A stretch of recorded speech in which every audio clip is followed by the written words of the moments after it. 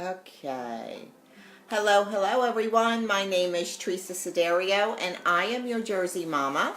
And we have a special guest today, and this is my husband, my Huzzband.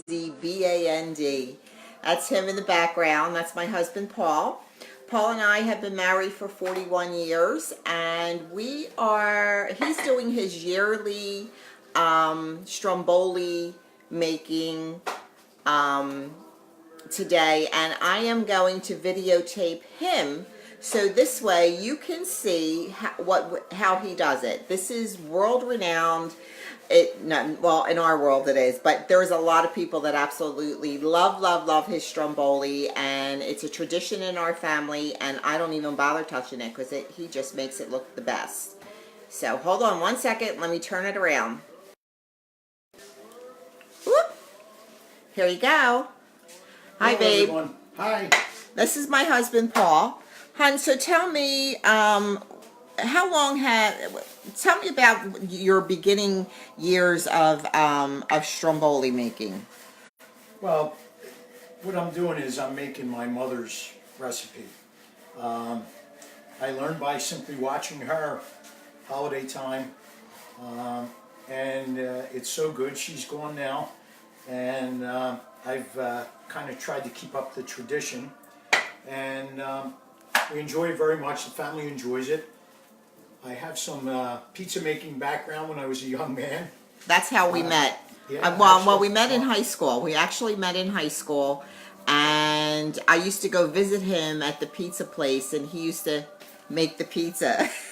I used to watch him from the counter. Go ahead, babe. Do it again. Wait, let's see if you got it. I see if I still got skills. You still got skills. Hi, Sue. Hi, Tina. So anyway, this is basically what he does is there's a place where we get the dough. You have to buy fresh dough. Okay. Don't buy frozen dough. You got to let it rise. And what I try to do, and the secret to ours and what differentiates my mother's recipe from those that you buy in the store, is that we roll it out real thin. You know, you get some of them, they're so big, you buy them pre-made and they're all bread. You see me working hard here, I'm stretching it out and trying to make it real thin. And in doing so, when the finished product is just fabulous. So that's secret number one. Okay, can I just ask you a question? Sure. When we go to a place called Del Bono's in Haddon Heights and we get our dough, and when you get the dough, it's just not, you know, there's a process that you do. Tell everybody what you do with the dough. Well, I take it out, and you get a shot of it over here. I soak it in olive oil, not soak it, I coat it in olive oil, both sides. And let it rise in pans or in a bowl and cover it with a towel. It takes a couple hours for it to rise. So I woke up real early this morning, took it out of the fridge because I actually bought it yesterday. I like to do it on the same day, but it just wasn't happening. So in doing so, this morning I took it out, coated it with olive oil, put it in these pans, covered them with a towel, and let them rise. And what I normally do is I actually cut them in half, so I get two out of each one. But I'm running out of pepperoni, so we're going full size, and I'm just going to try and make it as thin as possible. So you can imagine the first ones I have in the oven, and by the way, they should be ready to come out. They are nice and thin.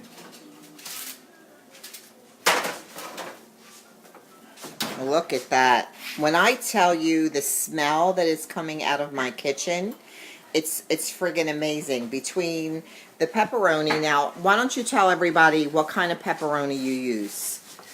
I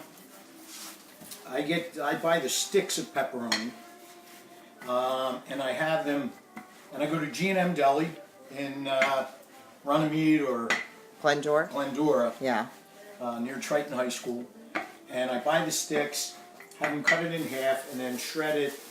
They slice it for him. Look how thin they slice. Strips. Look, hold it up. Well, see? Yep. See how thin they are? You have to have them thin because this pepperoni that we use, the margarita, it's a very, very spicy, whoops, sorry about that. Elbow, baby. I just hit the light off. The margarita pepperoni stick is a very, very spicy pepperoni. It has lots and lots of flavor to it. And by cutting it thin, it just, I guess you would say the grease just coats the bottom or the dough, and the flavor that comes out of it is unbelievable. Okay, so now I got it rolled out, nice and thin. The next step and the secret is egg wash. So we're going to put a little egg wash in there. And we're going to rub that in. See? Just get your hands in there, folks. And you want to rub it in so it's nice and shiny. And it has some, oh, that looks good. Doing a good job, hon. Thank you. Alright, so. Oh yeah, you gotta wash your hands. Pre-shredded the cheese.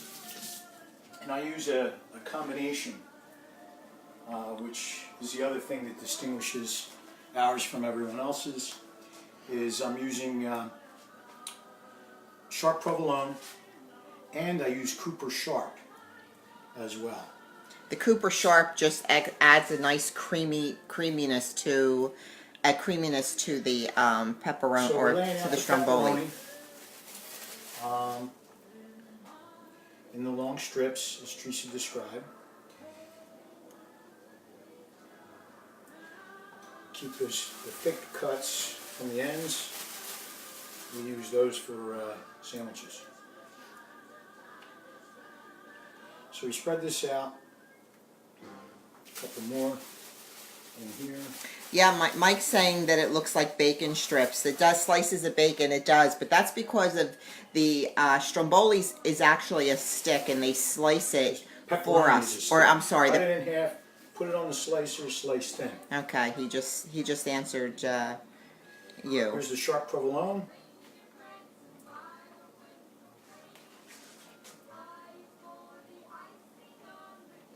This is one thing I don't even bother touching because I can't even come close to it. And why mess up perfection? And then followed by a light dose of the Cooper Sharp. And it really takes some of the bite of all the spiciness that Teresa mentioned. So that's why it's a nice addition. Alright, now we have that, we got to fold it over. So we simply fold, fold again, and fold this way. And you close your ends. You close your ends. You can pull it. The dough is nice and stretchy, so you can pull it and manipulate it. Okay, now what do you set your temperature of your oven at? I have it at 375 for 20 minutes. And that's all you need, or do you have to go back and check it? That's it. That's it. I check it too. Okay. Alright, now I got them laid out in the pan, and as you can see, I got more egg wash on top. Gives it that little shine when they come out of the oven. Otherwise, it looks like bread. Oh, I wish they had smell-o-vision, folks. Smell-o-vision would be wonderful. Just the smell of the cheese and the pepperoni and the bread all cooking. The smell that's coming out of the oven. Are we gonna be able to slice one of those pepperonis just to show everybody what it looks like? Damn right, you better. Yeah, you better, because I want to taste them. Put them right in. 375. Let me set my timer. I don't know how to use the one on the oven, so I'm using the one on my iPhone.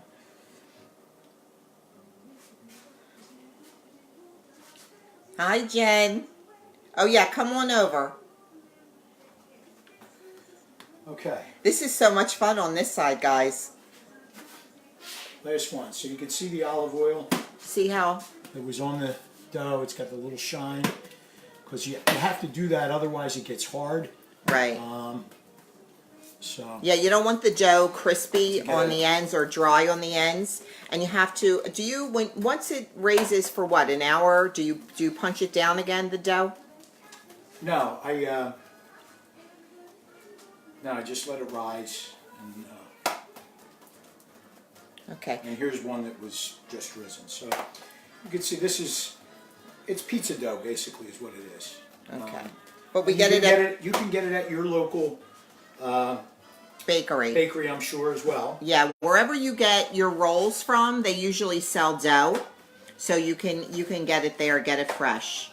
And Yeah, you don't want the frozen one. They have Yeah. the frozen ones, and I pass on that. Right. Now, let me ask you a question, because you got this last night. Did you put it in the refrigerator? Actually, it was 32 degrees. I have a cooler in the trunk of my car. I kept it in the trunk of my car in my cooler until I got home last night. I bought it yesterday afternoon and then put it in the fridge. Thanks, Karen. I'll let him know. Karen says you're known as Jersey Papa. Oh, there you go. Alrighty. Hey, for anybody Now, that lives it... no, Okay. Another secret, you see, I've got flour here, and I flour the dough and roll it out. And what happens is it's tough to get it thin with all the flour. So after a few times, the secret to getting it, to stretching it out, is that the dough or the flour wears off and it catches on the wood board. Right. And that's how I'm able to do it. If you Yeah. have marble tops, that would work as well. Granite? Granite, not so much. Really? Because it's porous and it may tear. Okay.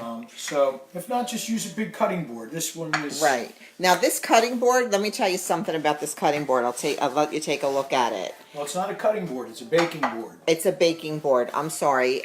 His grandfather was a carpenter, and he made furniture and everything. So when my my mother-in-law got married, he made this board for her because her kitchen in her house was so small and they had just a small table. So they were able to do a lot of work on this cutting board. This cutting board is, how old would you say it was, hon? From the 40s, probably. Okay, from the 40s. So this has traveled down from family to us once my mother-in-law passed away.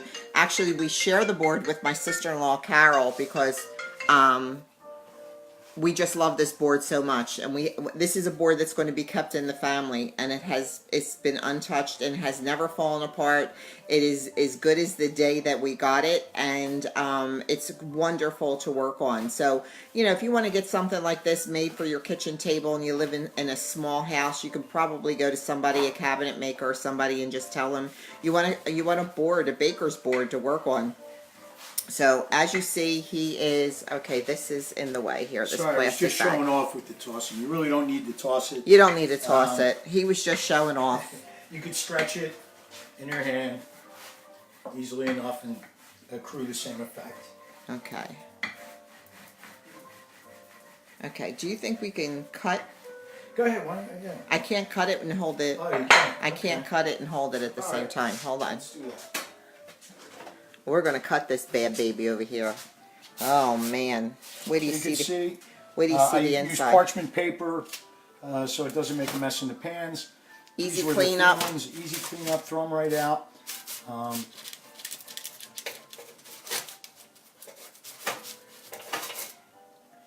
And you Look can at that. see it's very thin, the layers. Okay, cut me a piece, please. Cheese.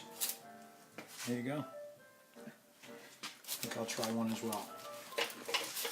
Oh, my God.